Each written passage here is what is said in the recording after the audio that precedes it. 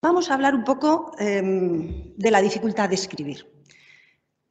La dificultad de escribir, que es algo que va unido muchas veces, no siempre veremos, pero que sí es cierto que muchas veces va unido a la dislexia. ¿Es lo mismo leer que escribir? A voz de pronto podríamos decir, no, hombre, no es lo mismo, pero forma parte, tiene los mismos procesos, partimos de los mismos procesos cognitivos, activamos las mismas áreas cerebrales, estamos hablando de lo mismo. Parece ser que, bueno, ha habido investigadores que han pensado que eran procesos diferentes, ha habido investigadores que pensaban que eran un procesamiento unitario. Yo creo que ahora mismo es importante que en el momento en el que estamos y artículos muy recientes, pues parece ser que a la conclusión a la que llegamos es que posiblemente son dos, comparten procesos, pero también tienen procesos diferentes y colaboran, están unidos. ¿Por qué esto es interesante para el ámbito educativo? Porque si fuese lo mismo, enseñábamos a leer y ya aprendíamos a escribir, porque activábamos lo mismo, enseñábamos a escribir y ya aprendíamos a leer, pero parece ser que no. Y además se llega a otra conclusión, que el escribir es más difícil que leer, que aprender a escribir es más difícil que aprender a leer y que según vamos progresando en el aprendizaje de la lectura y en el aprendizaje de la escritura, resulta que el aprendizaje posterior de la escritura, que es llegar a la composición, como sería en lectura llegar a una buena comprensión, parece ser que entraña más dificultad, entre otras cosas porque además lo que sabemos es que cada vez está más implicada la lectura y la comprensión en la escritura y la composición, por lo cual, claro, no solo hay que saber escribir bien, sino para escribir y escribir bien hay que saber también quizá leer y leer bien y comprender bien. Decimos que estas dos competencias colaboran, están unidas, son diferentes pero están unidas. Pero fijaros, algo que también me parece que es interesante porque de alguna forma quita un poco esa idea que tenemos quizá, ¿no? Muy extendida, que es que el que lee mucho, y hay que leer mucho para escribir bien. Y eso hace mucho daño a las personas con dificultades en el aprendizaje de la escritura, porque, como no son palabras mías, son de Rebecca Traiman, que leer es importante, pero a veces le damos demasiado peso al hecho de que la lectura vaya a tener tantos beneficios para la escritura. Realmente la escritura es tan compleja que cuando un lector lee, no siempre le beneficia la escritura. Realmente tendría que hacer un esfuerzo, y digo en palabras de Rebecca Traiman, tendría que hacer un esfuerzo, tenemos que hacer un esfuerzo de centrarnos en la ortografía o centrarnos en la sintaxis para que realmente esto ayude a la escritura. Luego, es interesante tener esta idea clara cuando estamos trabajando con los escolares. Cuando planteamos cómo se aprende a escribir, o que no me voy a meter en todo el proceso de la adquisición de la escritura, brevemente dos ideas nada más, pues escribimos. Hay una discusión ahí también de cómo se aprende a escribir, ¿no? En qué momento y cuáles son si hay fases, si no hay fases, si hay algo que se aprende de manera natural, como ¿no? Toda la teoría constructivista de alguna manera fomenta esa idea de que el aprendizaje de la escritura, si no es, se planteaba un poco eso, no intervencionista, fruto del contexto, de la observación del niño, irá corrigiendo.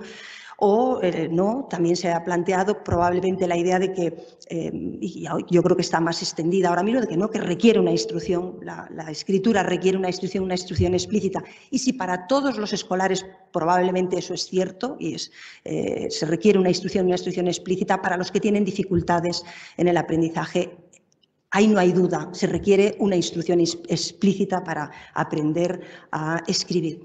Pero dicho esto, sí que es cierto también que hay investigación muy actualizada donde se plantea la teoría de los patrones.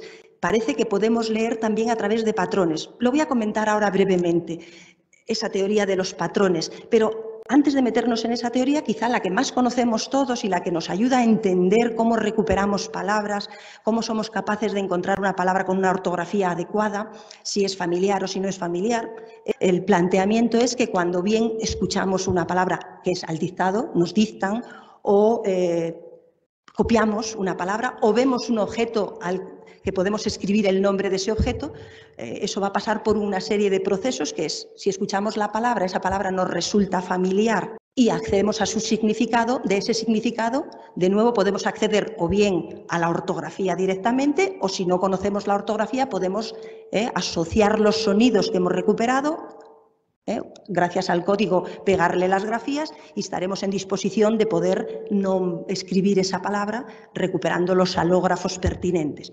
Si por el contrario esa palabra no es familiar para nosotros o no podemos acceder a su significado, siempre hay una ruta fonológica, una ruta que parte del conocimiento de la fonología, de la asignación de las grafías, y a partir de ahí, aunque no conozcamos la palabra, seremos capaces también de escribirla. Recordad que este modelo es un modelo análogo al que se plantea con la lectura, un modelo de doble ruta, de una ruta fonológica, una ruta léxica, según la palabra sea conocida, familiar para nosotros, o la palabra sea menos conocida, menos familiar, pero sí que se ajuste a las reglas de conversión grafema-fonema. En definitiva, este es un planteamiento de cómo recuperamos palabras. Pero también, como os decía, no lo explica todo, no explica que los escolares sean capaces de escribir determinadas palabras o escribir parte de la palabra bien y otra no escribirla bien. Y ahí hay un planteamiento que es la teoría del aprendizaje de patrones, que puede ser un aprendizaje informal o un aprendizaje también por instrucción. A modo de ejemplo, siguiendo a Rebecca Traiman, los escolares desde edades muy tempranas pueden, como vemos, aprender patrones de la forma de la escritura. Y se ha demostrado que, por ejemplo, cuando un niño ve un patrón de este tipo, que hay una M, un vacío y otra M, no se le ocurre poner otra M, ¿no? Aprende que no, que eso no es un patrón válido, o que hay una C, otra C y otra C, que este tampoco es un patrón válido. Por lo tanto, aprenden patrones ortográficos que le van a permitir poder escribir palabras. O aprenden patrones sonoros y saben que, por ejemplo, cuando se escucha can, no se escribe con K, sino que se escribe con C. O patrones morfológicos, saben que en este hermano el patrón de la morfología, pues es igual que este otro, y van a ser capaces, dice, pueden aprender a escribir esa parte de la palabra de forma correcta porque han aprendido ese patrón, no porque se conozca toda la palabra. Bueno, es un modelo que puede ser complementario al modelo que hemos planteado anterior de la doble ruta. En definitiva, los escolares se enfrentan a un aprendizaje de la escritura y si hacemos caso de lo que nos plantean estas evidencias, no se aprende o no se inicia el aprendizaje de la escritura como no se inicia el aprendizaje de la lectura en primero de primaria exactamente, porque aprender a escribir implica muchas cosas. No solo aprender a realizar el trazo, no solo aprender la ortografía, sino aprender a escribir implica aprender sobre lo escrito, ¿no? Y desde muy temprana edad, en un sistema de alfabetización, los niños aprenden que los puntitos negros en el libro que están se diferencian de los vacíos en blanco en nuestros sistemas alfabéticos o se diferencian del dibujo. Aprenden la linealidad, aprenden que se escribe de izquierda a derecha, es decir, y por lo que se ve, y nos evidencian estos estudios de Rebecca Traiman, muy recientes además, plantea que aprenden patrones, patrones por exposición a la escritura, en contextos de alfabetización y que esos patrones se van a ir desarrollando y van a ir conformando con la instrucción esa escritura. Pero ¿qué ocurre? Que ese sería el devenir de una escolar que va progresando en ese desarrollo de su aprendizaje, pero nos vamos a encontrar con escolares que muestran dificultades en el aprendizaje de la escritura, que en ocasiones, y en este contexto que estamos de unas jornadas de dislexia, viene acompañadas de dificultades en lectura. Es decir, vamos a encontrar escolares con dislexia que van a tener dificultades para escribir también, bien la ortografía natural, es decir, que se van a comer letras, se cambian letras, sustituyen letras, o bien de ortografía arbitraria que llamamos también las Bs, las Vs, las Hs en nuestro contexto de lengua española.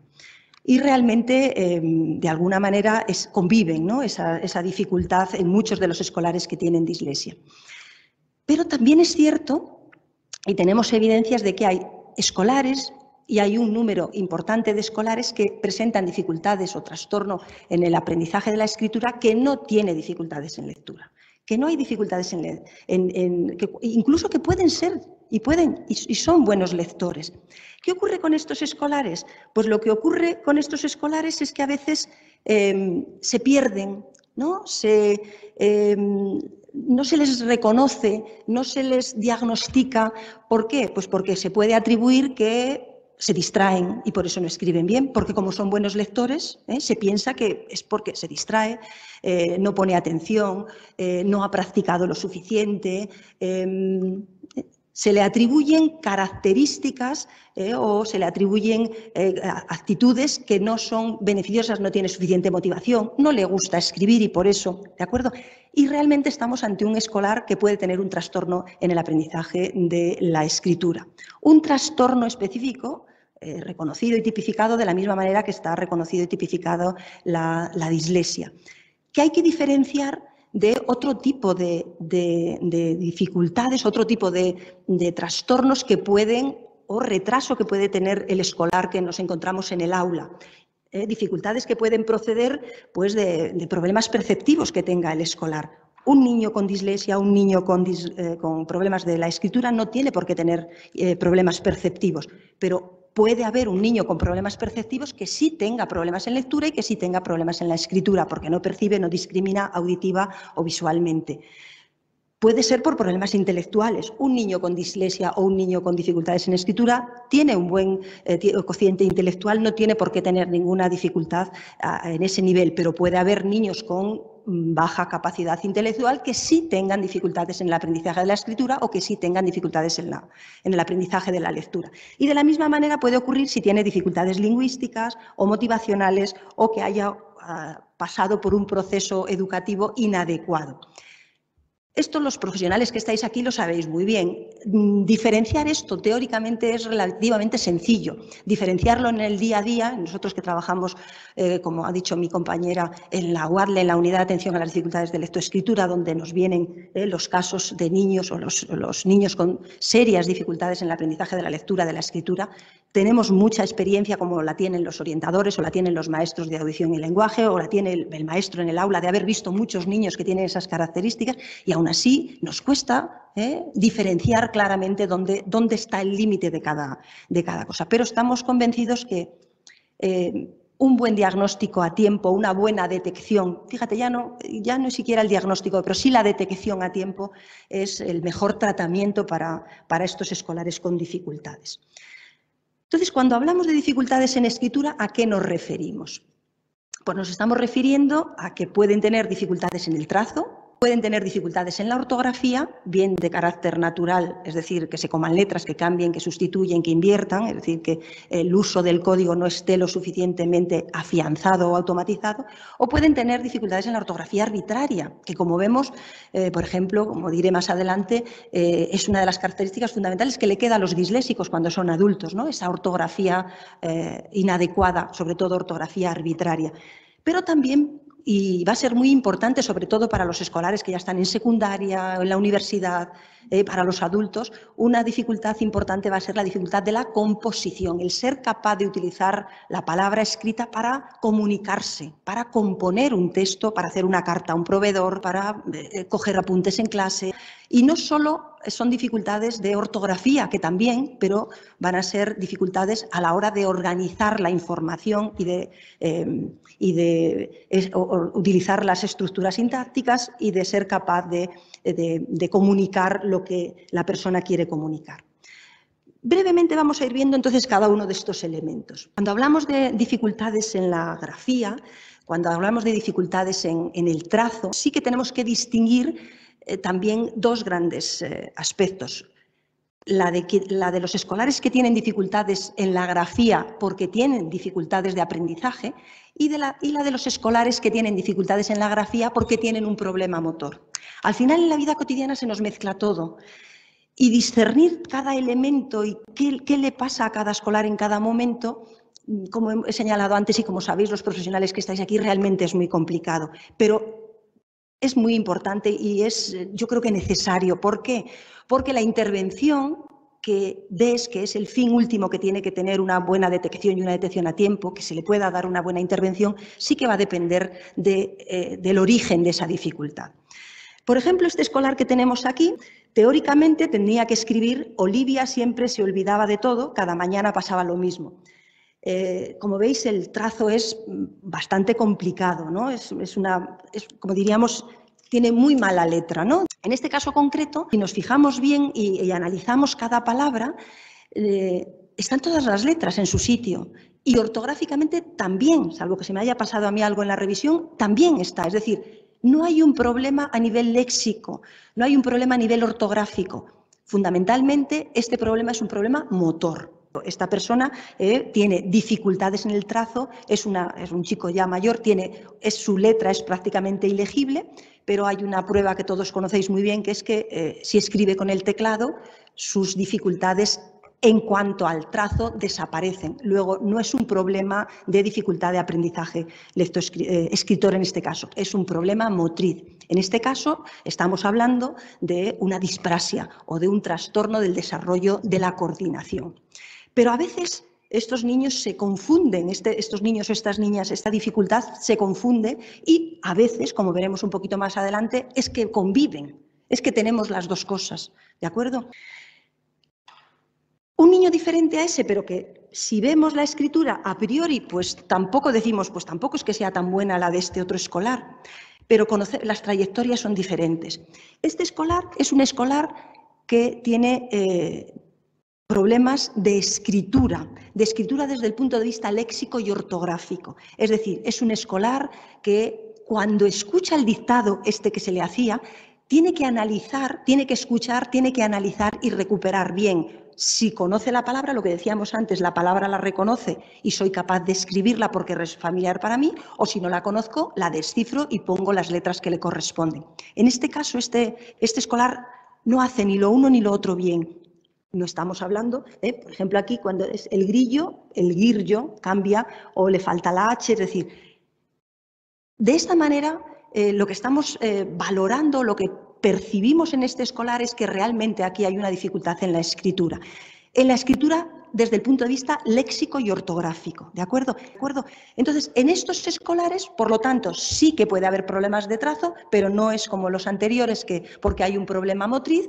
En estos escolares va a mejorar sustancialmente el trazo, la escritura, la caligrafía, en la medida en que mejora su dificultad en la escritura desde el punto de vista léxico y ortográfico, ¿de acuerdo? Un ejemplo de eso lo tenemos aquí. Esto es de una de las personas con las que nosotros estamos trabajando. Esta niña tenemos, para que os hagáis, en noviembre, cuando empezamos a trabajar con ella, tenía esta escritura, ¿de acuerdo? Esta escritura que capta lo que estábamos señalando. Se le hace el dictado y la niña tiene que escuchar, estar atenta a la palabra que está diciendo. Esta es mi escuela. Tiene que pensar en cada uno de los sonidos que tiene esa palabra, asignarle la grafía que le corresponde. No le da para todo, no puede. No tiene ese código bien automatizado, no tiene la suficiente competencia metalingüística, fonológica, porque era una niña que no distinguía los sonidos que aparecían en el lenguaje. Otra cosa más importante que me gustaría destacar, y que eso no lo pone en los manuales a veces, ¿no? Cuando enseñamos a leer o cuando enseñamos a escribir o cuando enseñamos el concepto de número, que mi compañero, el niño tiene que comprender eso, más allá de la regla, más allá de aprenderse que esto es la, que esto es... No, tiene que entender por qué eso es así, qué relación hay entre el sonido que ella emite, la conciencia articulatoria que tiene, cómo ella pone la boca, cómo pone la lengua, dónde pone los labios y qué relación tiene eso con que luego ya tiene que con la mano hacer el trazo. Tienen que entender eso, tenemos que dedicar tiempo, nosotros en la UAD lo intentamos, ¿verdad? Lo hacemos, intentamos que se tome ese tiempo, que el niño entienda lo que está haciendo, que entienda qué sentido tiene eso. Y mágicamente a veces parece que hacen como insight, parece que se dan cuenta de que eso es así. Eso no quiere decir que ya lo vayan a hacer bien, pero se van a sentir como más motivados porque ven sentido a lo que están haciendo, ven una relación en todo eso. Bueno, pues con esta niña se ha estado trabajando, llevamos trabajando así todo el curso, en colaboración con su tutora, con su familia, que está trabajando muchísimo con ella, y este es el texto que tenemos ahora. desde luego no tenemos que cantar victoria de nada, ¿no? Pero esto es un dictado. Esto es un dictado que ahora veremos cómo trabajamos el dictado. No es un dictado evaluativo, es un dictado donde cada palabra se ha trabajado previamente. La niña ya sabe cómo tiene que escribir cada palabra. No es algo que va a descubrir en ese momento para ver si lo hace bien o lo hace mal. Es más, se le da la ayuda si la necesita en ese momento. Es decir, acuérdate que, mira, que Beth, por ejemplo, acuérdate que ¿cómo se escribía? Con B. Vamos a ver, y os voy a ir comentando en este sentido, cómo la práctica sistemática, deliberada, pautada, a poquitos, ¿no?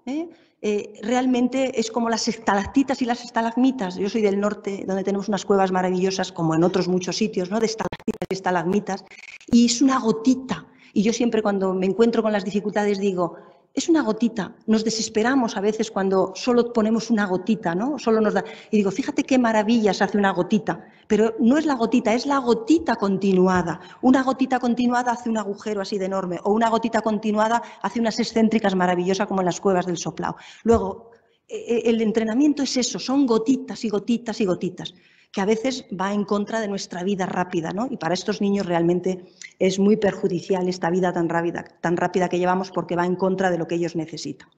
En definitiva, llevamos lo que llamamos o lo que todos conocemos como se necesita una práctica deliberada. Una práctica deliberada es esa práctica que tiene un objetivo concreto. Es esa práctica que hay que marcar metas específicas. Es una práctica pautada. Es una práctica, por lo tanto, que requiere un tiempo.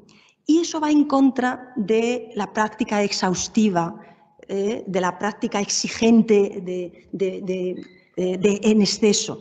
No funciona repetir una palabra porque ha escrito el niño mal 14 veces. No funciona hacer un dictado 12 veces hasta que no funciona.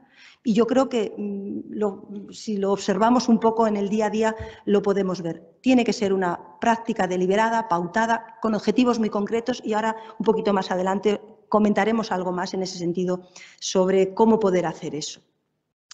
Esta práctica, por lo tanto, espaciada en sesiones cortas, parece ser que tiende a producir mejores resultados a largo plazo que la masiva.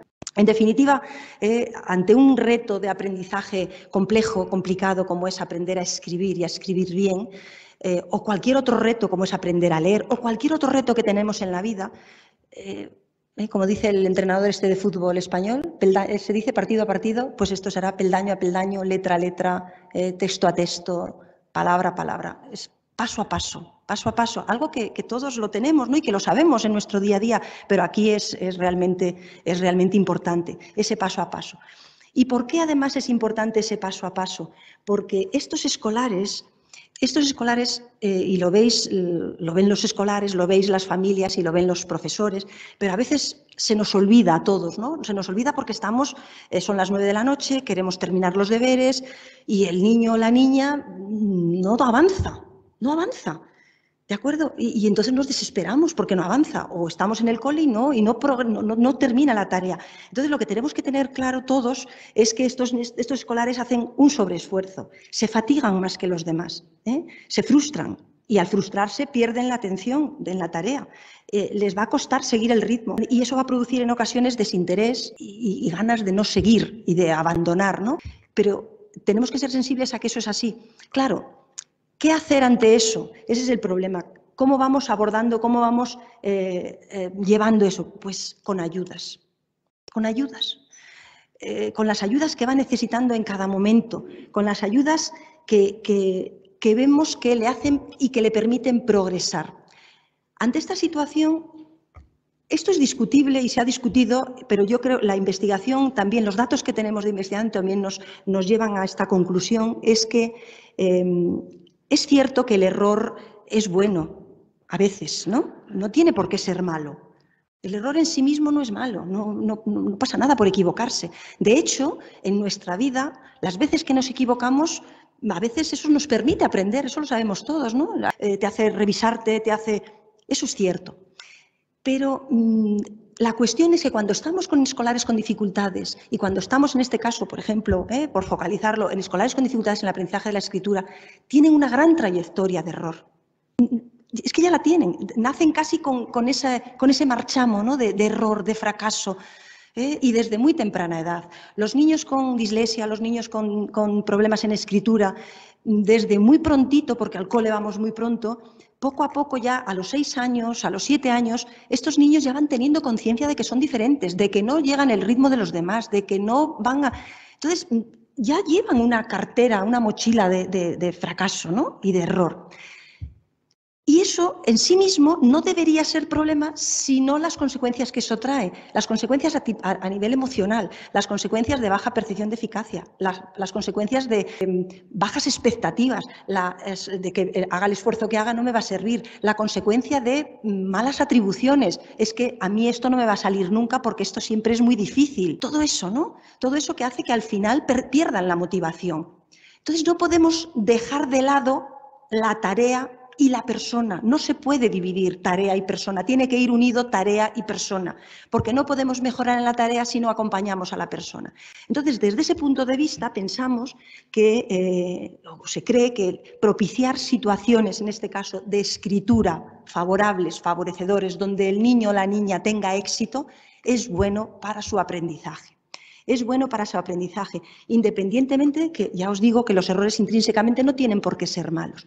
Si aún así comete errores, la evidencia nos dice que lo que hay que hacer es atender esos errores rápidamente, atenderlos rápidamente.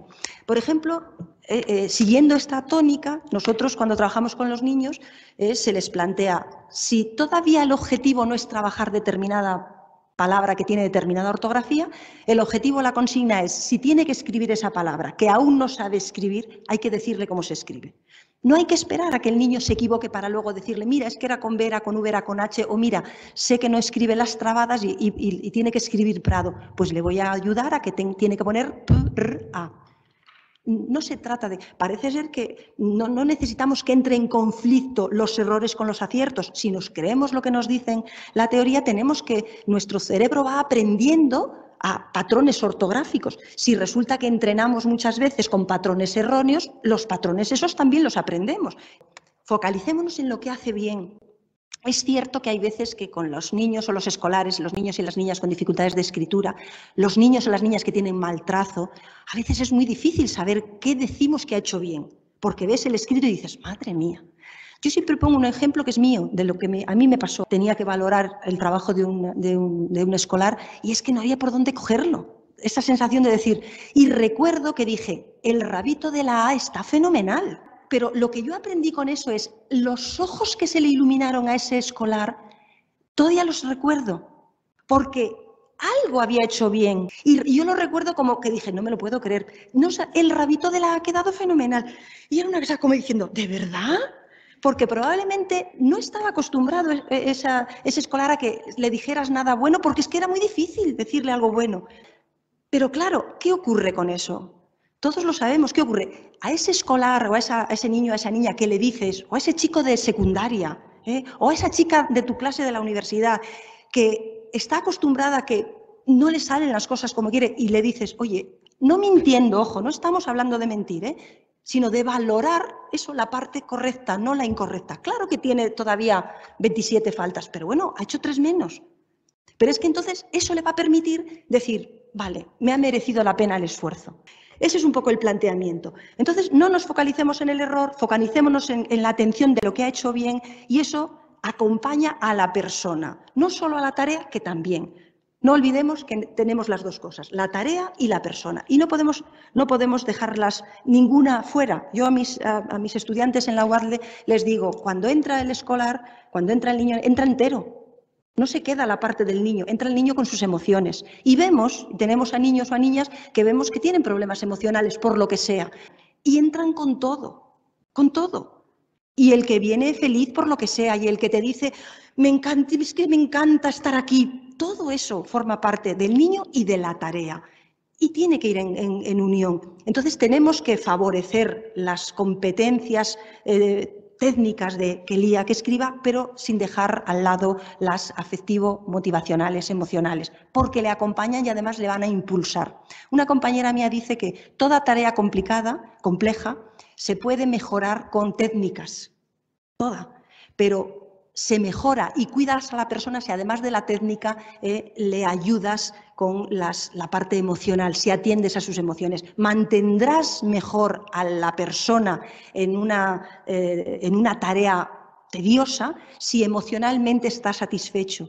Si emocionalmente no está satisfecho, si no está motivacionalmente volcado en la tarea, se te va a ir de la tarea o se va a desconectar más fácilmente.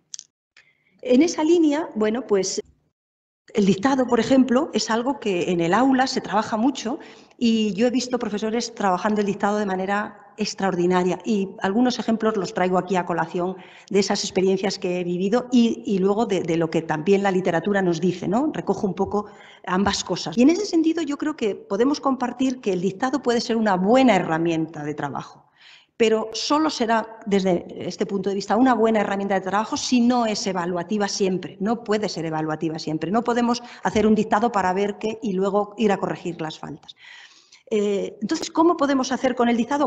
Bueno, pues si vamos a hacer un dictado, en la misma línea no podemos separar de esa práctica deliberada que estamos. El dictado se tiene que tomar como una práctica deliberada, donde pongamos el foco en algo, es decir, bueno, pues yo hoy voy a trabajar la B o la V o la H, o voy a trabajar una estructura sintáctica. Entonces, primera idea, tener una meta clara, no hacer un dictado porque sí, con una meta clara, concreta. Una vez que tenemos esa meta clara y concreta, antes de hacer el dictado, trabajar todo eso. Si yo voy a trabajar y en el dictado que voy a poner hay 6 o 7 palabras que tienen una ortografía determinada que quiero que mis estudiantes aprendan, vamos a trabajar eso. Vamos a trabajar eso. Entonces, vamos a trabajar ese vocabulario. Sabemos, tenemos datos sobre que, por ejemplo, trabajar en listados de palabras favorece la escritura. Antes he dicho que nos comentaban los datos de investigación que leer sin más no beneficia la escritura, pero sí que tenemos datos de que, por ejemplo, leer palabras aisladas, trabajando con el objetivo de centrarnos en la ortografía, sí que favorece luego que esas palabras que has estado trabajando, centrándote en cómo se escriben, cómo suenan, qué significan, es decir, trabajando, masticando las palabras, masticándolas bien, que los niños tengan muchas entradas, ¿no? Muchas entradas a esa palabra, de tal manera que cuando esa palabra aparezca, ¡pum!, salga, se active rápidamente. Si sabemos su significado, sabemos cómo suena, sabemos sobre su morfología, sabemos cómo se escribe y además la practicamos a mano, como os pongo después un poquito más adelante, tenemos datos también de investigación que dicen que la práctica manual hoy en la época de los teclados sigue siendo buena y sigue siendo beneficiosa para fijar el conocimiento y fijar la ortografía. Entonces, eso hay que trabajarlo antes de decir hacemos el dictado. Y cuando estamos ya trabajando el dictado, seguimos teniendo, eso son todas ayudas previas, pero durante el dictado hay que seguir dando ayudas. ¿Qué va a ocurrir? Que habrá escolares en el aula, y esto se puede trabajar con todos, que no necesiten ya más ayudas. Habrá otros escolares que necesitaremos que hagan sus pequeñas tarjetas donde aparezca la ortografía, la palabra esa correctamente escrita. Y eso lo pueden tener los chicos sobre la mesa. Que se les da además el permiso de poderlo ver, que si necesitan mirar la palabra cuando llega, que la miren, que no se trata de que a ver si aciertan, tienen que escribirla bien. Entonces el chico o la chica va escribiendo, llega la palabra, mira, hace la palabra bien, fruto de haberla trabajado. Y habrá incluso escolares a los que hay que decirle, oye, que esta es en la que tienes problema, que es una ayuda más específica, directa, justo cuando llega el momento. Pues claro que sí, tendremos que poder dar en un momento determinado, y esto no nos lleva tampoco mucho más tiempo de lo que sería un dictado al uso sin más, pero sí que ganas a todos y sobre todo a los que tienen dificultades. Ese sería, o creemos que es un camino para afianzar la meta que nos hayamos planteado. Otra cosa que solemos hacer y que no parece que es lo más adecuado. Pedimos una tarea, hacemos una tarea, en este caso el dictado, y luego cuando supervisamos es posible y probable que, vamos a suponer que de las palabras que había que trabajar se hayan hecho bien, pero resulta que aparece, como los colchones de agua, aparece una palabra mal escrita por otro lado, una que no formaba parte del objetivo. ¿Qué hacemos a veces humanamente? ¡Ay, mira, te has equivocado aquí! Focalizamos de nuevo el error. ¿Qué nos plantean los datos que tenemos que hacer? nos olvidamos de eso o lo recogemos, es decir, porque a veces los chicos y las chicas lo recogen y dicen, ay, es que mira, vaya, se frustran. Ante eso, ¿qué hacemos? No pasa nada, ese no era el objetivo para hoy. No te preocupes, mira, esto se escribe así, lo hacemos bien y esto lo vamos a seguir trabajando. Pero, oye, ¿el objetivo cuál era este? ¿Lo hemos hecho bien? Sí, bien, lo has conseguido. ¿Qué conseguimos con eso? Pues conseguimos lo que hemos planteado antes. Ese chico o esa chica, en primaria o en secundaria o en la universidad, va a percibir que ha merecido la pena el esfuerzo que ha hecho, porque ha hecho un esfuerzo. Y va a percibir que ha merecido la pena porque ha conseguido la meta. Claro que se ha equivocado en otra cosa. Bueno, pues valorará que ahora tendrá que hacer otro esfuerzo para seguir mejorando. Pero lo tienes ahí en la intervención, lo tienes en el esfuerzo. Se va a sentir más competente. Esa es la intervención que tenemos que hacer o una de las opciones de intervención que tenemos que hacer con estos escolares. En este contexto, por lo tanto, claro, fijaros todo el esfuerzo que supone, ¿no? Hay que trabajar para mejorar la escritura, la ortografía. Y un poco volviendo a lo que decíamos al principio de los tiempos que han cambiado, las tecnologías que tenemos. Entonces, claro, parece ser que sí que es cierto que el corrector ortográfico pues puede ser interesante, es fundamental y puede ser y debe ser una herramienta de adaptación metodológica para los estudiantes que tienen dificultades. Yo creo que eso tiene que ser así, o puede ser así. No obstante, he encontrado algunos datos curiosísimos, como por ejemplo el denominado efecto Cupertino. Parece ser que el efecto Cupertino, pues el efecto Cupertino se llama, que dice que había un corrector de procesador de texto, que resulta que por alguna razón, siempre que aparecía el término cooperación, lo corregía por Cupertino. Siempre que aparecía cooperación, pues aparecía Cupertino. Entonces aparecía, nos gustaría saber cuál es su Cupertino, su Cupertino, y era su cooperación con nosotros, ¿De acuerdo?